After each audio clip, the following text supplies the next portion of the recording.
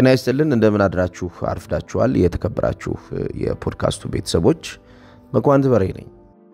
በመድራችን ባለፉት 20 ዓመታት ውስጥ ከተፈጠሩት ስኬታማ ተጫዋቾች መካከል አንዱ ነው ክርስቲያኖ ሮናልዶ። ክርስቲያኖ ሮናልዶ በእግር ኳስ ህይወቱ ብቻ ሳይሆን በግል ህይወቱ የተሳካለት ትልቅ ፐርሰናሊቲ ነው። ይሄ ተጫዋች ለእግር ኳሱ ያበረከተው ነገር በእግር ኳስ ውስጥ በመቆየቱ ለእግር ኳሱ የሰጠው ነገር እጅግ በጣም ጥልቅ ነው። እግር ኳስን እንዴት ፕሮፌሽናሊ መጫወት እንደሚቻል፣ እንዴት ሙያን አክብሮ መቆየት እንዳለበት አንድ ኳስ ተጫዋች ለብዙዎቹ መጽሐፍ የሚሆን የሚነበብ የሚገለጥ ተመሳሳይ የሆኑ ገጽ ውስጥ ከሆኑ በዛ እንዴት እግር ኳስን ተዝናንተው በእግር ኳስ ውስጥ አትርፈው በእግር ኳስ ውስጥ የተሳካላቸው ሰዎች ሆነው እንደሚጨርሱ የሚያሳይ የህይወት መዝገብ ፈጥሯል። ክርስቲያኖ ሮናልዶ አሁንም 40 ቢሞላው የእግር ኳስ ህይወቱ ግን የተሳካ ነው። የክርስቲያኖ ሮናልዶ የእግር ኳስ ህይወት የሚቆም አይደለም። የክርስቲያኖ የእግር ኳስ ህይወት የተሻለ አዳዲስ ነገሮችን የምናይበትና እውነተኛ ሙያን ማክበር ምን እንደሆነ የምናስተውልበት እንጂ በሆነ አጋጣሚ እንዲሁ የሚቆምና የሚሰበር አይደለም። የክርስቲያኖ ሮናልዶ አሁናዊ የእግር ኳስ ህይወት የ17 ወይም ደግሞ የ18 ዓመት ወጣት ተጫዋች እግር ኳስን ሲጀምር የፈጠረው አይነት የእግር ኳስ ታሪክ ይመስላል። ትናንትና ክለቡ የሳውዲው ክለብ አልናስር ለክርስቲያኖ ሮናልዶ እጅግ በጣም ደግሞአለው እጅግ በጣም የተለየ እዚህ ምድር ያልተፈጸመ የውል ስምምነት አቅርቦለት ተስማምተው ተፈራርሟል። ክርስቲያኖ ሮናልዶ በዚህ ቡድን ውስጥ የክለብ የባለቤትነት ድርሻ ሙሉ ይኖረዋል።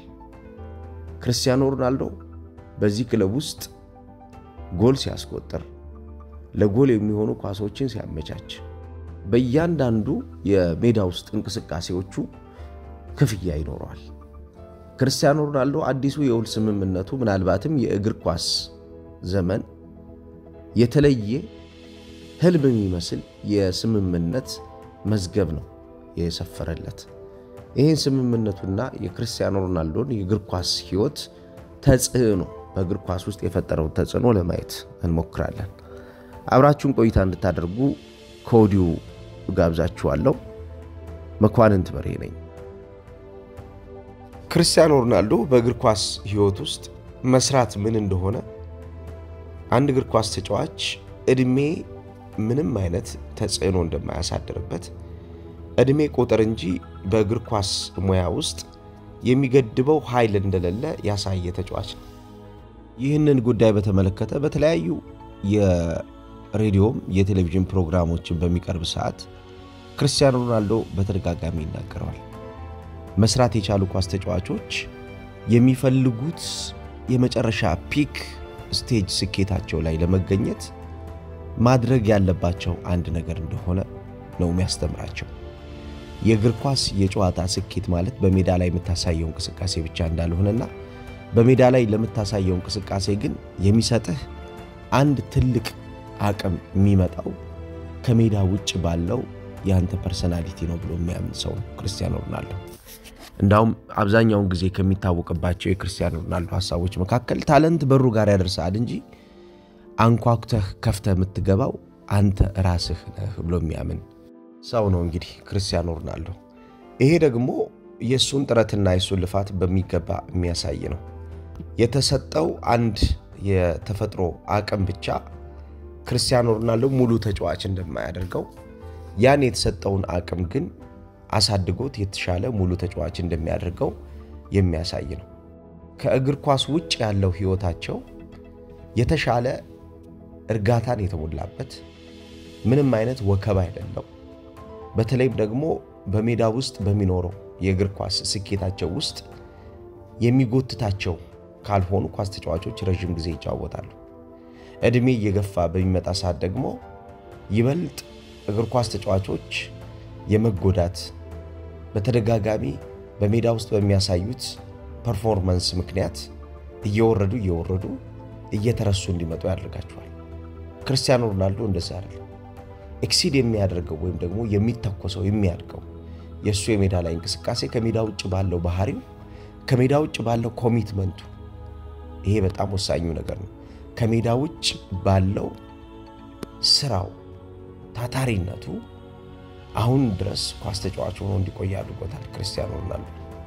እንግዲህ በሳውዲ ክርስቲያኖ ሮናልዶ አልናስር ወይስ ደግሞ ሂላል ይሄዳል የሚል ብዙ ሐሳቦች ሲነሱ እንደነበረ እናስታውሳለን። በተለይ ከዚህ ከክለቦች የዓለም ዋንጫ ጋር በተያያዘ ክርስቲያኖ ሮናልዶ ሌላኛውን ቡድን ሊመርጥ እንደሚችል ታስቦ ነበር።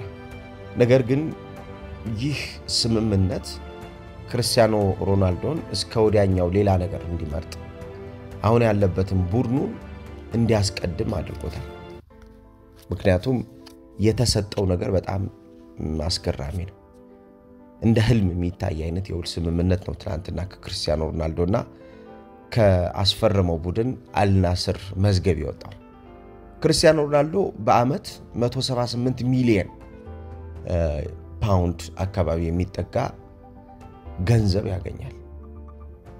ክርስቲያኖ ሮናልዶ በሳምንት 3.4 ሚሊዮን ፓውንድ ነው የሚያገኘው። ክርስቲያኖ ሮናልዶ በክለቡ አልናስር በሚያደርገው ቆይታው የ15% የባለቤትነት ድርሻ ወስዷል። ይሄ ማለት ወደ 33 ሚሊዮን ፓውንድ የሚጠጋ የኦውነርሺፕ ስምምነት ነው የተፈራረመው ትናንትና። ክርስቲያኖ ሮናልዶ 24.5 ሚሊዮን የሚጠጋ ቦነስ ያገኛል። እንግዲህ በአልናስር በሚኖረው ቆይታው ስኬታማ ሆኖ የሚቀጥል ከሆነ በእርግጥም ክርስቲያኖ ሮናልዶ ስኬታማ እንዳይሆን የሚያደርገው ነገር አለ ብዬ አላስብም። የሚገድበው ነገር ስለሌለ ማለት ነው። በዚሁ ሁኔታ የሚቀጥል ከሆነ 24.5 ሚሊዮን ፓውንድ ሁሌም ቦነስ ይኖረዋል ማለት ነው። ይሄ ቦነስ የሚቆም ቦነስ አይደለም። እስከ 38 ሚሊዮን ፓውንድ ድረስ የሚቀጥልና ሁለተኛ ዓመት የውል ስምምነቱን አክቲቬት የሚያደርገው ከሆነ ወይም ደግሞ የሚያንቀሳቅሰውና የሁለተኛ ዓመት የውል ስምምነቱን የሚፈራረም ከሆነ የሚያገኘው ስምምነት ነው። ክርስቲያኖ ሮናልዶ ሌላው በጣም የሚያስገርመው ትናንትና ከተፈራረመው ውል ውስጥ በእግር ኳስ ካየናቸው ውሎች መካከል በጣም የተለየ የሚያደርገው የውል ስምምነት 80,000 ፓውንድ በእያንዳንዱ ጎል ያገኛል። 80,000 ፓውንድ በእያንዳንዱ ጎል ያገኛል። ይሄ ሁለተኛ ዓመቱ ላይ ክርስቲያኖ ሮናልዶ ውሉ ሲቀጥል ሁለተኛ ዓመቱ ላይ እያሳደገው ከመጣና ክርስቲያኖ ሮናልዶ የጎል ማስቆጠር አቅሙ ከጨመረ ክርስቲያኖ ሮናልዶ በሜዳ ላይ ያለው ኢንፍሉዌንስ ተጽዕኖ የሚያድግ ከሆነ የ80,000 ፓውንዱ የቦነስ ክፍያ 20% ጭማሪ ይኖረዋል ማለት ነው። ይሄ 20% ጭማሪ ክርስቲያኖ ሮናልዶ የሚያሳየው ፐርፎርማንስ ላይ የሚጨመር ነው። ሌላው ክርስቲያኖ ሮናልዶ ለጎል የሚሆን ኳስ በማዘጋጀት በየጨዋታ ነው ያለሁት ለጎል የሚሆን ኳስ በማዘጋጀት በእያንዳንዱ ጨዋታ በሚፈጥራቸው እድሎች 40,000 ፓውንድ ፐር አሲስት ያገኛል ማለት ነው። ይሄ በቀጣዩ ዓመት የ20% ጭማሪ ይኖረዋል ማለት ነው። በእያንዳንዱ የጎል ማስቆጠር ሂደት ውስጥ ከሚያደርገው ተሳትፎ በተጨማሪ የሚመጣው ዓመት በሚኖረው እንቅስቃሴ የሚኖረው የሱ የአቅም እድገት የሚሰጠው ነገር ይኖራል ማለት ነው። ሌላው ክርስቲያኖ ሮናልዶ አልናስር የሳውዲ ፕሮ ሊግን የሚያነሳ ከሆነ በአዲሱ ስምምነት መሰረት 8 ሚሊዮን ፓውንድ አካባቢ ክፍያ የሚያገኝ ይሆናል፣ ቦነስ ይሰጠዋል ማለት ነው። ሌላው ክርስቲያኖ ሮናልዶ የሳውዲ ሊግ የጎልደን ቦት ወይም ደግሞ የወርቅ ጫማ ተሸላሚ የሚሆን ከሆነ 4 ሚሊዮን ፓውንድ ቦነስ ያገኛል። በሳውዲ ሊግ ውስጥ በሚያሳየው እንቅስቃሴ በሚያስቆጥራቸው ጎሎች ክርስቲያኖ ሮናልዶ ከተሳካለት ይሄንን ገንዘብ የሚያገኝ ይሆናል ማለት ነው። በሳውዲ የተሳካለት ክርስቲያኖ ሮናልዶ ይህንን አሳድጎ ደግሞ እንደገና ወደ ኤዥያ ቻምፒየንስ ሊግ ሄዶ በኤዥያ ቻምፒየንስ ሊግ ድል የሚያደርግ ከሆነ 6.5 ሚሊዮን ፓውንድ ቦነስ ያገኛል ክርስቲያኖ ሮናልዶ። እንግዲህ በሳውዲ ይሄንን ሁሉ ካሳካ በኋላ ወደ ቻምፒየንስ ሊግም ሲሄድ በቻምፒየንስ ሊግ የሚያገኘው ገንዘብ ደግሞ ወደዚህ ያደርሰዋል ማለት ነው። በክርስቲያኖ ሮናልዶ የፕራይቬት ጄት ወይም ደግሞ የግል የሱ አውሮፕላን ኤክስፔንስ ወይም ደግሞ አጠቃላይ ወጪውን በተመለከተ በውል ስምምነቱ የነዳጅ እና የሌሎች የተለያዩ ወጪዎች 4 ሚሊዮን ፓውንድ ክፍያ የሚሰጥ ይሆናል ማለት ነው። በአዲሱ ስምምነት በአንድ ዓመት ውስጥ ክርስቲያኖ ሮናልዶ በአልናስር በተለያዩ ካምፓኒዎች ማለትም አልናስርን የሚደግፉ አልናስር ቲሸርት ላይ ማስታወቂያ የሚያስለጥፉ በቴሌቪዥን ጣቢያዎች አልናስርን በትሬኒንግ ሜዳ የትሬኒንግ ሜዳ ኮምፕሌክሶቻቸው ማስታወቂያዎችን የሚያስለጥፉ ወይ ደግሞ የሚያስተዋውቁ በተለያዩ የሬዲዮና የቴሌቪዥን ፕሮግራሞቻቸውም እንዲሁ ይህንን ማርኬታቸውን የሚያስተዋውቁ የአልናስር እህት ኩባንያዎች ምንላቸው ለክርስቲያኖ ሮናልዶ የስፖንሰርሺፕ ፕሮሚስ ሁሉ ገብቷል። ይሄ የስፖንሰርሺፕ ስምምነት 60 ሚሊዮን ፓውንድ የሚጠጋ የስፖንሰርሺፕ ስምምነት ነው። ክርስቲያኖ ሮናልዶ እነኚህን የማስታወቂያ ስራዎችን የመስራት ግዴታ ይኖርበታል። ነገር ግን በውሉ መሰረት 60 ሚሊዮን ፓውንድ በሳምንት ክፍያ ያገኛል ማለት ነው። ይሄ የክርስቲያኖ ሮናልዶ ፐርሰናሊቲ ይሄ የክርስቲያኖ ሮናልዶ ፌስ ያመጣው ተጽዕኖ ነው። አልናስር በክለቡ ይህንን ውል ሁሉ ከተስማማና ለክርስቲያኖ ሮናልዶ የማይሆን የሚመስለውን ነገር እንደሚሆን አድርጎ ከተደራደረ ካደረገው ከተነጋገረ በኋላ ስኬታማ የውል ስምምነት አደረግን ነው ያሉት። ስኬታማ የውል ስምምነት ፈጸምን ብለዋል አልናስሮች። በእርግጥም የክርስቲያኖ ሮናልዶ የውል ስምምነት እንደምታውቁት ስኬታማ የሚባል የውል ስምምነት የሆነበት ዋነኛው ምክንያት ክርስቲያኖ ሮናልዶ ኳስ መጫወት ብቻ አይደለም ለአልናስር የሚሰራው ስራ።